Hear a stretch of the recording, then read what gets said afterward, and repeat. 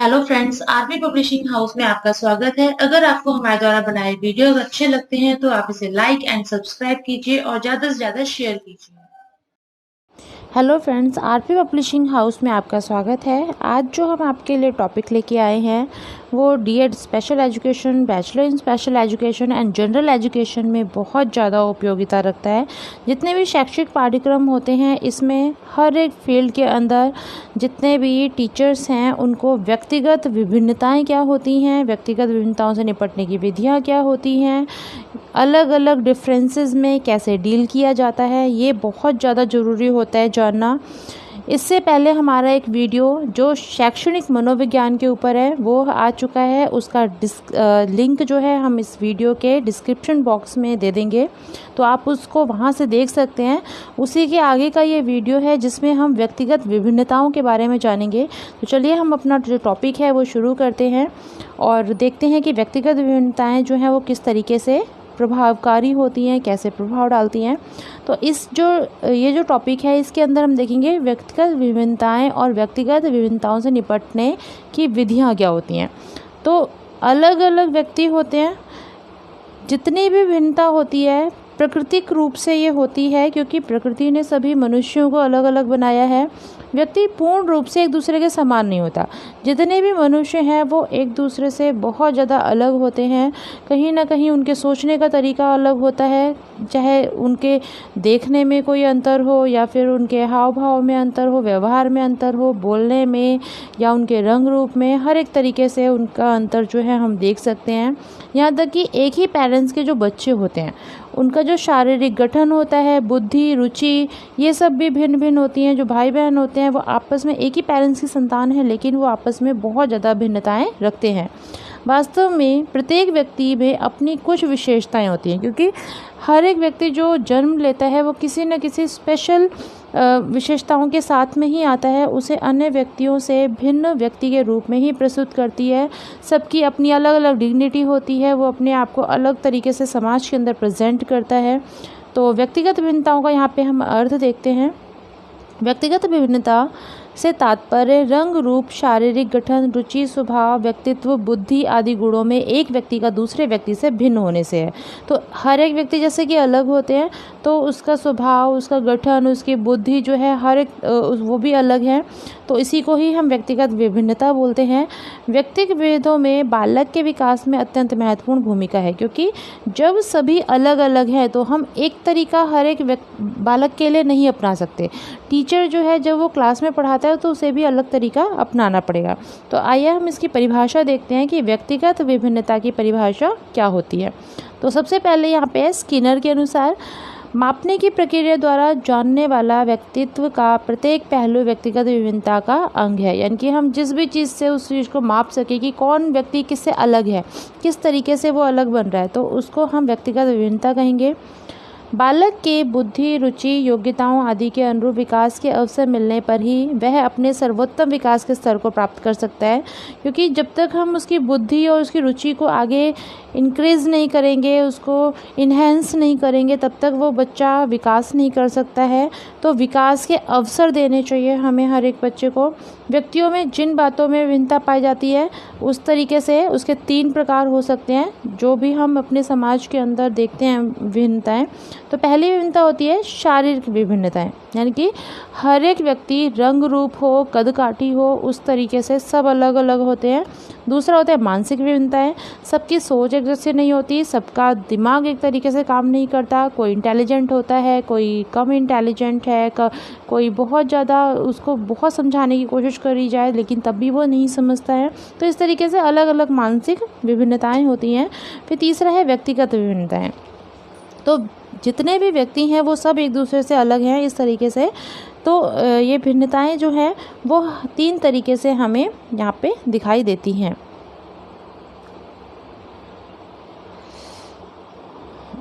फिर इसके बाद हमारा आता है शारीरिक विभिन्नताएं। तो हम इन तीनों को देखेंगे कि किस तरीके से होता है। तो विभिन्न व्यक्ति शारीरिक रंग रूप, लंबाई, भार, लिंग भेद आदि में भिन्न भिन्न होते हैं। कुछ व्यक्ति लंबे होते हैं, कुछ औसतन लंबाई के होते हैं, कुछ मोटे, पतले, कुछ कुरूप या फिर सुंदर होते हैं। तो जैसे कि हम अपने आसपास देखते ही है कि अलग अलग तरीके के कदकाठी या अलग अलग तरीके के लोग जो हैं हमें दिखाई देते हैं। फिर दूसरा इसमें आता है मानसिक भिन्नताएं। भिन्न भिन्न व्यक्ति जो हैं उनके अलग अलग, जैसे उनकी बुद्धि अलग है, रुचि, स्मरण शक्ति, इन सब मानसिक गुणों में अलग अलग हम भेद कर सकते हैं। कुछ व्यक्ति प्रतिभाशाली होते हैं, कुछ मूर्ख होते हैं, कुछ पढ़ने में तेज होते हैं तो कुछ खेलने में तेज होते हैं। इस तरीके से व्यक्ति हर एक व्यक्ति से अलग होता है, उसकी अलग अलग विशेषताएं होती हैं। बालक नवीन बातों को शीघ्रता से सीख लेता है, कुछ बालकों को सीखने में कठिनाई होती है। तो हमने देखा ही होगा कि कुछ बच्चे बहुत ही आसानी से सीख लेते हैं और कुछ नहीं सीख पाते हैं। बालक सुनी गई बातों को दीर्घ काल तक याद करते हैं और कुछ बालक होते हैं जो उन्होंने सुना वो थोड़ी देर में ही भूल जाते हैं। इस तरीके से अलग अलग व्यक्ति जो हैं उस तरीके से होते हैं। फिर है तीसरा आता है हमारा इसमें व्यक्तिगत विभिन्नताएं। विभिन्न व्यक्तियों का व्यक्तित्व भी भिन्न भिन्न होता है। कुछ व्यक्ति अंतर्मुखी होते हैं, कुछ बहिर्मुखी होते हैं, कुछ नर्म, कुछ उग्र स्वभाव, कुछ हंसमुख, कुछ प्रसन्नचित्त, कुछ उदारवादी तथा कुछ कठोर होते हैं। तो अंतर्मुखी क्या होते हैं? जो इंट्रोवर्ट, यानी कि जो समाज में ज़्यादा घुल मिल नहीं सकते, वो सिर्फ अपने में ही रहते हैं, वो उनको समाज से ज़्यादा कोई काम नहीं होता है, वो ना ही उसके अंदर इन्वॉल्व हो सकते हैं। और बहिर्मुखी वो होते हैं जो समाज में बहुत अच्छे तरीके से घुल मिल जाते हैं, किसी से भी बात कर लेते हैं, किसी के साथ भी बहुत ही अच्छे तरीके से फैमिलियर हो जाते हैं। कुछ नम्र, कुछ उग्र, कुछ हंसमुख हैं, कुछ प्रसन्नचित्त हैं, कुछ बहुत ज़्यादा उदार होते हैं जो अपनी चीज़ों को भी देने में संकोच नहीं करते, या फिर कुछ कठोर होते हैं जिनके मन में कोई दया भाव या फिर कुछ भावनाएं जो हैं वो होती ही नहीं है। तो इस तरीके से अलग अलग व्यक्ति जो हैं वो होते हैं। अब यहाँ पे हम देखेंगे कि व्यक्तिगत विभिन्नता को प्रभावित करने वाले कारक। तो व्यक्तिगत विभिन्नता को प्रभावित करने वाले 8 कारक हैं जिनके बारे में हम यहाँ पे देखेंगे। तो जैसे कि हमें पता है कि व्यक्तियों में शारीरिक और मानसिक दृष्टि से बहुत सारे अंतर होते हैं। तो पहला इसके अंदर कारक आता है आनुवांशिकता, यानी कि एक जो व्यक्ति है वो अपने माता पिता से आनुवांशिक तौर पे क्या क्या मिलेगा, ये संयोग है। कोई गोरा होगा, कोई काला होगा, कोई बहुत तेज होगा, ये सब उस पर डिपेंड करता है कि उसको वहाँ से हेरिडिटी से क्या मिल रहा है। अभिभावकों से प्राप्त होने वाले असंख्य विभिन्न समुच्चय होने के कारण एक अभिभावक के संतानों में परस्पर विभिन्नता पाई जाती है। तो जैसे कि जो भाई बहन होते हैं उसमें भी बहुत ज़्यादा अलग अलग भिन्नताएं देखने को मिलती हैं। तो बच्चा अपने माता पिता से क्या प्राप्त करेगा, क्या नहीं करेगा, ये उसकी आनुवांशिकता पर निर्भर करता है। दूसरा कारक है वातावरण। तो व्यक्तियों की भिन्नता का प्रभाव वातावरण पर भी पड़ता है। जैसे कि हम कहाँ रहते हैं, तो जो हमारी भौगोलिक स्थिति है वो क्या है, वो भी हमारे ऊपर प्रभाव डालती है। समाज कैसा है, संस्कृति क्या है, वातावरण क्या है। जिस वातावरण में हम रहेंगे हम उसी के अनुसार ही बन जाएंगे। ठीक उसी के अनुरूप उसका मानसिक, समावेगिक, सामाजिक विकास हो जाता है। ठंडे और गर्म देशों के जो बच्चे होते हैं उनके अंदर भी शारीरिक विभिन्नता दिखाई देती है। शिक्षित और अशिक्षित परिवार के जो बच्चे हैं उनमें रहन सहन में अंतर होता है। तो इस तरीके से हम अपने आसपास भी देख सकते हैं कि किस तरीके से एक व्यक्ति जो है दूसरे व्यक्ति से भिन्न पड़ता है। तो इसके अंदर सबसे ज़्यादा इम्पॉर्टेंट जो कारक है वो वातावरण बन जाता है। तीसरा इसके अंदर आता है परिपक्वता। तो परिपक्वता का जो संबंध होता है वो उम्र से होता है। जितना ज़्यादा हमारी उम्र बढ़ती जाती है हमारे अंदर जो परिपक्वता है, मैच्योरिटी है, वो बहुत ज़्यादा बढ़ती चली जाती है। बच्चों में शारीरिक, मानसिक और अन्य प्राप्तियों में अंतर होता है। तो शारीरिक और मानसिक जो प्राप्तियां हैं वो अलग अलग तरीके से होती हैं। कुछ बच्चे बहुत जल्दी परिपक्व हो जाते हैं, बहुत ज़्यादा समझदार हो जाते हैं, लेकिन कुछ बच्चे नहीं हो पाते हैं। तो इस तरीके से भी ये भिन्नता दिखाई देती है। चौथा है बुद्धि। व्यक्तिगत भिन्नताओं का एक महत्वपूर्ण ये भी कारक है। बुद्धि के कारण व्यक्तियों का व्यवसाय और शिक्षा में अंतर होता है। जो व्यक्ति या जो छात्र जैसा होगा उसका ही प्रभाव पड़ेगा कि वो किस फील्ड में जा रहा है, और वो जिस भी प्रकार के कार्य करेगा वो बुद्धि का बहुत ज़्यादा रोल उसके अंदर होता है। पांचवा होता है लिंग विभेद। लिंग विभेद के कारण बालक बालिकाओं में शारीरिक गठन, संवेगात्मक दृष्टि से अंतर होता है। बालक प्राय कठोर और साहसी होते हैं, बालिकाएं प्राय कोमल, मृदु और दयालु और लज्जाशील होती हैं। तो इस तरीके से जो भी लिंग है जो प्रकृति ने निर्धारण किया हुआ है एक मनुष्य के लिए, उस तरीके से उसके अंदर जो जो संवेग हुए हैं, संवेदनाएं हैं वो आ जाती हैं और उसी के अनुरूप बच्चे जो हैं वो ढलना शुरू हो जाते हैं। छठा आता है स्वास्थ्य। शारीरिक और मानसिक स्वास्थ्य के कारण व्यक्तियों में विभिन्नता देखी जाती है। कुछ व्यक्ति हष्ट-पुष्ट होते हैं, कुछ बहुत ही दुर्बल होते हैं, यहाँ तक कि उनके अंदर बहुत सारी विभिन्नताएं जो हैं वो देखी जाती हैं। स्वास्थ्य और अस्वास्थ्य व्यक्तियों में भी साफ अंतर दिखाई देता है। कुछ व्यक्ति बहुत बीमार रहते हैं, कुछ व्यक्ति बहुत ज़्यादा स्वस्थ रहते हैं, उनको बहुत कुछ बीमारी जो है वो बहुत जल्दी शीघ्र नहीं घेरती है। तो स्वास्थ्य का भी प्रभाव विभिन्नता के ऊपर पड़ता है। सातवां आता है पृष्ठभूमि। तो बैकग्राउंड जो है, जैसे कि सामाजिक है, हम किस समाज से बिलोंग करते हैं, हमारा इकोनॉमिक लेवल क्या है, हमारी शिक्षा क्या है, हमारी संस्कृति क्या है, इसका भी प्रभाव जो है व्यक्ति के विकास में बहुत महत्वपूर्ण स्थान रखता है। भिन्न भिन्न बच्चों में भिन्न भिन्न गुण उत्पन्न हो जाते हैं, क्योंकि वो जिस बैकग्राउंड से आएंगे वो बच्चा जो है वो उसी प्रकार का बन जाता है। आठवां इसके अंदर है जाति एवं प्रजाति। जाति जो है, जैसे कि देखा जाता है कि जाति के लोग परस्पर भिन्न होते हैं। जैसे एक जाति के जो लोग हैं वो एक जैसे होंगे, जैसे कि ब्राह्मण प्राय अध्ययनशील होते हैं, ये देखा जाता है। क्षत्रिय प्राय साहसी, वैश्य प्राय व्यवहार में कुशल। लेकिन ये तो जाति प्रजाति के बारे में हम बात कर रहे हैं, तो हम इस तरीके से यहाँ पे लिखेंगे। लेकिन अगर आज के परिप्रेक्ष्य में देखा जाए तो जाति जो है वो उतना ज़्यादा रोल यहाँ पे नहीं निभाती है। जो भी लोग हैं वो जिसकी भी जिसमें रुचि है वो उसी फील्ड में आगे बढ़ जाता है, उस चीज़ को करता है। इस तरीके से व्यक्तिगत विभिन्नताओं को देखा जाता है। अब यहाँ पे आता है व्यक्तिगत विभिन्नताओं का मापन। कैसे हम उसको देखेंगे, कैसे मापेंगे? तो इसमें आता है कि इसमें उन गुणों को जाना जाता है जिसमें व्यक्तिगत विभिन्नता होती है। अब उसको नापने की कुछ विधियाँ बताई गई हैं जिससे हम उसको नापेंगे। एक तो है अवलोकन, जिसको ऑब्जर्वेशन बोलते हैं, कि एक बच्चे को जब हम थोड़ा ऑब्जर्व करते हैं कि वो किस प्रकृति का है, तब हम जानेंगे कि उसके अंदर क्या डिफरेंसेस हैं। जब तक हम उसको अवलोकन नहीं करेंगे हम उसके बारे में नहीं जान सकते हैं। दूसरा होता है परीक्षण, टेस्ट होता है। उसके अंदर कुछ क्यूमुलेटिव टेस्ट किए जाते हैं ताकि उसके बारे में पता चल पाए कि एक जो व्यक्ति है वो किस तरीके से अलग है। स्केल, ये भी एक टेस्ट होता है। फिर है व्यक्तिगत इतिहास, कि व्यक्ति का जो पीछे की हिस्ट्री है, उसके साथ क्या हुआ, कैसे उसका बिहेवियर है, या फिर किस समाज में रहता है, वो देखा जाता है। फिर संचित अभिलेख, यानी कि उसके बारे में पूरा का पूरा जो आंकड़ा है वो इसके अंदर इकट्ठा किया जाता है, जिससे इसमें जानकारी इकट्ठी करी जाती है कि एक व्यक्ति जो है वो दूसरे व्यक्ति से किस प्रकार से भिन्न है। और जब तक हम ये नहीं करेंगे तब तक हम इसमें नहीं बता सकते कि कैसे व्यक्ति जो हैं वो भिन्न होते हैं।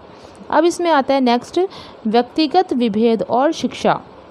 जैसे अलग अलग व्यक्ति होते हैं तो शिक्षा व्यवस्था जो है हम एक नहीं अपना सकते, तो शिक्षक का रोल यहाँ पे बहुत ज़्यादा बढ़ जाता है कि वो उसके सामने जो बच्चे हैं वो किस तरीके से उनको देख रहा है, कैसे उनकी सारी ज़रूरतों को पूरा कर रहा है, ताकि उसकी क्लासरूम में इफ़ेक्टिव टीचिंग हो। तो आधुनिक शैक्षणिक जो मनोविज्ञान है उसमें व्यक्तिगत विभेद को अधिक महत्व दिया जाता है, क्योंकि विद्यार्थी जो है एक दूसरे से अलग होते हैं। उसके लिए समान शिक्षा की व्यवस्था करना उचित नहीं है, क्योंकि हम एक ही मेथड अगर अपनाएंगे तो जो कमज़ोर बालक है वो पीछे रह जाएंगे और जो बहुत ही तेज़ विद्यार्थी है वो आगे चला जाएगा। इस तरीके से कक्षा में अलग अलग योग्यताओं के विद्यार्थी होते हैं और उनका जो औसत होता है, ना ज़्यादा हम तेज़ बच्चे के लिए ज़्यादा कुछ करें और कमज़ोर व्यक्ति बच्चे को भी ध्यान में रखते हुए औसत जो विद्यार्थी है उनको ध्यान में रखकर अपनी जो शिक्षा व्यवस्था है उसको देखकर हमें करना चाहिए। इसके अलावा मंद बुद्धि के जो छात्र हैं वो उसका फ़ायदा नहीं उठा पाते, इसीलिए एक जो शिक्षक है उसको सभी छात्रों को एक समान शिक्षा देते हुए उसकी जो व्यक्तिगत विभिन्नताएं हैं उसके बारे में भी देखना चाहिए। व्यक्तिगत विभिन्नता जो है उसको देखकर वो कुछ महत्वपूर्ण चीज़ों को अपनाकर उसके ऊपर ध्यान दे सकता है। पहला इसके अंदर आता है कक्षा का सीमित आकार, यानी कि एक टीचर को चाहिए कि वो एक सुनिश्चित करे कि कक्षा जो है वो सीमित हो। बहुत ज़्यादा बच्चे अगर बैठे होंगे तो हर एक बच्चे के ऊपर ध्यान नहीं जाएगा, ना ही व्यक्तिगत विभिन्नताओं के बारे में देख पाएंगे। तो इसलिए कक्षा का सीमित आकार होना चाहिए। 25 पर एक जो टीचर है या फिर 30 to 35 पर एक टीचर है, यही माना गया है, और इससे ज़्यादा बड़ी क्लास जो है वो नहीं होनी चाहिए। फिर दूसरा है छात्रों का वर्गीकरण। तो बच्चों कौन से बच्चे किस लेवल के हैं, उनको कितना समझ में आता है, कैसे है, इनका वर्गीकरण एक टीचर को कर लेना चाहिए और उसी हिसाब से अपनी रणनीति अपनानी चाहिए। तीसरा है पाठ्यक्रम में विभिन्नता, यानी कि जो कमज़ोर छात्र हैं उनको उन्हीं के अनुरूप काम दिया जाए और जो प्रतिभाशाली छात्र हैं उनको उनके अनुरूप काम दिया जाए। तो पाठ्यक्रम में विभिन्नता भी होनी चाहिए। शिक्षण विधियाँ उसी तरीके से अपनानी चाहिए जिस तरीके के बच्चे उसकी कक्षा में हैं और उन चीज़ों को लेकर इसमें चलना चाहिए। शैक्षिक और व्यावसायिक निर्देशन देने चाहिए या ताकि बच्चा शिक्षा के साथ में अपना कोई ना कोई रोजगार जो है वो भी कर सके, और एक शिक्षक को इन सब चीज़ों के बारे में ध्यान देकर आगे बढ़ना चाहिए और उसको गृह कार्य ऐसे दिए जाएं ताकि जो बच्चे जिस तरीके से हैं उनको उसी आवश्यकता के अनुरूप काम दिया जाए। जैसे कि कुछ बच्चे दिव्यांग होते हैं, वो अपना गृह कार्य उस तरीके का नहीं कर सकते जैसे सामान्य बच्चे कर सकते, तो उनको उन्हीं के अनुरूप काम दिया जाए ताकि वो अपना गृह कार्य आसानी से कर पाएँ। अब इसके बाद हम देखेंगे कि विभिन्नताएं जो हैं उसमें देरी का पता लगाने की जो विधियां हैं वो क्या होती हैं। तो इस मतलब किस तरीके से हम कहीं ना कहीं पीछे रह जाते हैं कि हम जो देरी हो रही है डिफरेंसेस में वो कैसे हम जानेंगे। तो इसका इंट्रोडक्शन पहले हम देखते हैं। आधुनिक मनोविज्ञान वास्तव में वैज्ञानिक व्यवहार का अध्ययन करता है। आधुनिक मनोवैज्ञानिक गुण व्यवहार का अध्ययन करने के लिए वैज्ञानिक विधियों के विभिन्न चरण का अध्ययन करते हैं। शैक्षिक मनोविज्ञान के क्षेत्रों में जिन विधियों का उपयोग किया जाता है वो नीचे दी गई हैं। तो एक जो हमारे गुण होते हैं उनको हम इसमें देखते हैं कि किस तरीके से एक जो मनुष्य है वो कैसे अलग है और उसके व्यवहार में किस तरीके से परिवर्तन किया जा रहा है। तो उसको देखने के लिए कुछ विधियों का उपयोग किया जाता है। पहली उसकी विधि होती है व्यक्तिगत इतिहास विधि, जिसके अंदर उस व्यक्ति का कैसे केस स्टडी करी जाती है। दूसरा आता है क्लिनिकल मेथड, कैसे चिकित्सकीय विधि द्वारा उसको जाना जाता है। तीसरा आता है सर्वेक्षण विधि, फिर चौथा है प्रयोगात्मक विधि, पांचवा आता है अवलोकन विधि। तो इन सभी को हम यहाँ पे डिटेल में देखेंगे कि किस तरीके से ये जो अवलोकन है, मेथड जो है, कैसे हम अलग अलग बच्चों के साथ हम इसको अपना सकते हैं। तो पहला जैसे कि इसमें था व्यक्तिगत इतिहास विधि। तो केस स्टडी जो है हर एक व्यक्ति की बहुत ज़रूरी होती है। तो मनोवैज्ञानिक जो हैं वो किसी भी विशेष अथवा वंश या वर्ग विशेष की विलक्षणता का पता लगाना होता है उनको। मनोवैज्ञानिक प्राय व्यक्तिगत इतिहास विधि का ही प्रयोग करते हैं, क्योंकि जब हम व्यक्ति के बारे में पीछे से जानेंगे कि वो उसका जो बैकग्राउंड है वो कैसा है, वो किस समाज से आता है, या फिर वो बच्चा जो है उसके साथ क्या क्या हो रखा है, तो उस व्यक्ति को या उस बच्चे को जानने में बहुत ज़्यादा मदद मिलती है। जैसे कि अगर कोई अपराधी है तो क्यों अपराध किया उसने, मानसिक रोगी, झगड़ालू, प्रतिभाशाली, समाज विरोधी कार्य करने वाला या समस्यात्मक बालक अगर है तो वो किस वजह से बना। तो जब तक हम उसकी केस स्टडी नहीं करेंगे तब तक हम नहीं जान पाएंगे कि अगर उस व्यक्ति ने अपराध किया तो क्यों किया, उसके पीछे रीज़न क्या था, या फिर वो कुछ कर रहा है तो क्या किस लिए कर रहा है। तो व्यक्ति की विलक्षणता का कारण उसका भौतिक, पारिवारिक या सामाजिक वातावरण भी हो सकता है, क्योंकि वो बच्चा जो भी बनेगा या व्यक्ति जो भी बनेगा वो अपने वातावरण से ही बनेगा। कभी कभी व्यक्ति के वंशानुगत, पारिवारिक एवं शारीरिक स्वास्थ्य, शैक्षिक, मानसिक, संवेदनात्मक विकास तथा उनके रुचियों या अनुभवों से संबंधित जानकारी को एकत्रित कर मनोवैज्ञानिक उन कारणों की खोज कर सकते हैं। तो उसका जो मानसिक विकास हो रहा है, कैसे हो रहा है, उसकी शिक्षा कितनी हुई है, उसके अंदर भावनाएं कितनी हैं, उसकी रुचि कैसी है, इन सब चीज़ों की भी खोज मनोवैज्ञानिक करते हैं। इस तरीके से व्यक्ति की जो विलक्षणता है वो पता चलती है कि वो अन्य व्यक्तियों से किस प्रकार से भिन्न है। अब व्यक्तिगत इतिहास विधि जो है, केस हिस्ट्री जो मेथड हम अपनाते हैं, उसकी विशेषताएँ क्या क्या होती हैं उसको एक बार हम यहाँ पर देख लेते हैं। तो पहला इसकी विशेषता होती है केस स्टडी की कि उपचारात्मक परामर्श या निर्देशन की विधि से ये विधि सर्वोत्तम है। यानी कि जो भी हम डायग्नोज करते हैं या परामर्श देते हैं तो उसके लिए बहुत ज़रूरी है, क्योंकि जब तक हमें व्यक्ति के बारे में पीछे से पता ही नहीं होगा तो हम उसको क्या सजेस्ट करेंगे, तो इसलिए ये विधि ज़रूरी है। मंदबुद्धि या पिछड़े बालकों या मानसिक रोगों से ग्रस्त बालकों के लिए ज़रूरी है, क्योंकि कई बार होता है कि बच्चों में जो मानसिक जो रोग होते हैं उनके पीछे कहीं ना कहीं कोई हिस्ट्री होती है, चाहे वो प्री बर्थ हो या फिर आफ्टर बर्थ हो। तो उस तरीके से बच्चों को उनका ट्रीटमेंट कर देने के लिए ये चीज़ें जो हैं बहुत ज़्यादा उपयोगी होती हैं। तीसरा इसमें आता है कि इस विधि में विभिन्न स्रोतों तथा व्यापक ढंग से सूचनाएं एकत्रित की जाती हैं और अलग अलग स्रोतों से जब हम चीज़ें इकट्ठी करते हैं तो हम इसके बारे में रिज़ल्ट भी बहुत अच्छे तरीके से ढूंढ पाते हैं। अब इसमें आता है मूल्यांकन की आवश्यकता है महत्व, यानी कि हम मूल्यांकन क्यों करते हैं, इवैल्यूएशन क्यों करते हैं, उसका महत्व क्या है। अध्यापकों की कार्यकुशलता एवं सफलता का मापन करना, इसमें हम जितने भी हम टीचर्स हैं वो कितने कुशल हैं, उनकी सफलता कैसी है, ये भी हम इसमें देख सकते हैं। बालकों के व्यवहार संबंधी परिवर्तनों की जांच कर सकते हैं। बालकों की अधिगम कठिनाइयों का भी पता इसमें लगाया जा सकता है कि किस किस चीज़ में बच्चे को दिक्कत आ रही है, कैसे प्रॉब्लम को फेस कर रहा है। बालकों की विभिन्न श्रेणियों का पता लगाया जाता है। निदानात्मक और उपचारात्मक शिक्षण पर बल दिया जाता है। इसके अंदर जो डायग्नोस जो किया जाता है, जो रेमेडी होती है उसके ऊपर ध्यान दिया जाता है। बालकों की व्यक्तिगत एवं सामाजिक आवश्यकताओं की पूर्ति हेतु जानकारी प्राप्त करी जाती है। नवीन एवं प्रभावी शिक्षण विधियों की खोज करी जाती है कि नई नई टेक्निक कौन सी हो ताकि बच्चों को हर एक तरीके से जो चीज़ें हैं वो प्रोवाइड करी जा सकें। बालकों को सीखने के लिए सर्वोत्तम और उत्तम ढंग से प्रोत्साहित करना, शिक्षण प्रक्रिया में सुधार एवं विकास करना। तो ये सारी जो मूल्यांकन की टेक्निक हैं ताकि हम मूल्यांकन सही से कर पाएँ। फिर उसके बाद आती है विश्वसनीयता, यानी कि इसकी वैलिडिटी कितनी है जो भी हम ये सारी चीज़ें करते हैं। इसमें सबसे पहले जो इसका आता है नैदानिक विधि, यानी कि जो डायग्नोस हम कर रहे हैं वो किस तरीके से होती है। ये जो डायग्नोस विधि होती है इसमें सबसे पहले क्या होता है कि अगर किसी के अंदर कोई प्रॉब्लम है तो हम उसका पता लगाते हैं। जब तक हम पता नहीं लगाएंगे कि उसको किस वजह से ये चीज़ हो रही है तब तक हम उसका उपचार नहीं कर सकते। तो उपचार करने के लिए हमें उसको पहले देखना पड़ेगा, फिर उसके बाद हम उसका निदान करेंगे, यानी कि उसको कुछ उपचार करेंगे, उसको ट्रीटमेंट देंगे, उसको जो भी सारी चीज़ें करनी है वो करेंगे। तो इस विधि का उपयोग व्यक्ति के व्यवहार की जटिलताओं को पता करने के लिए किया जाता है। ये एक व्यक्तिगत विधि है। इस विधि में व्यक्ति का अध्ययन करके उसके सम्मुख आने वाली समस्याओं का निदान खोजा जाता है कि व्यक्ति जो है उसके बारे में देखा जाता है कि किस तरीके से उसकी समस्याएं सामने आ रही हैं, कैसे हम उनको दूर कर सकते हैं। अपराधी प्रवृत्ति के जो बालक हैं उनके कारणों को जानना, हकलाने वाले बालकों को हकलाने के कारण को जानना, यानी कि कौन सा व्यक्ति क्यों कर रहा है उसके पीछे का रीज़न जब हम जानेंगे तभी हम उसको दूर कर सकते हैं। तो उसका निदान करने के लिए ज़रूरी है कि हम उसके कारणों का पता लगाएं। अब जो क्लिनिकल विधि है उसकी विशेषताएं क्या होती हैं, तो सबसे पहले इसकी विशेषता होती है कि उपचारात्मक उपाय देने से पूर्व समस्याओं को ज्ञात करने के लिए नैदानिक विधि का उपयोग अनिवार्य है। यानी कि अगर हम किसी का उपचार करना चाहते हैं तो सब क्यों हुआ उसको वो जानना बहुत ज़रूरी है, तभी हम उस विधि को अपनाकर उस काम को कर सकते हैं।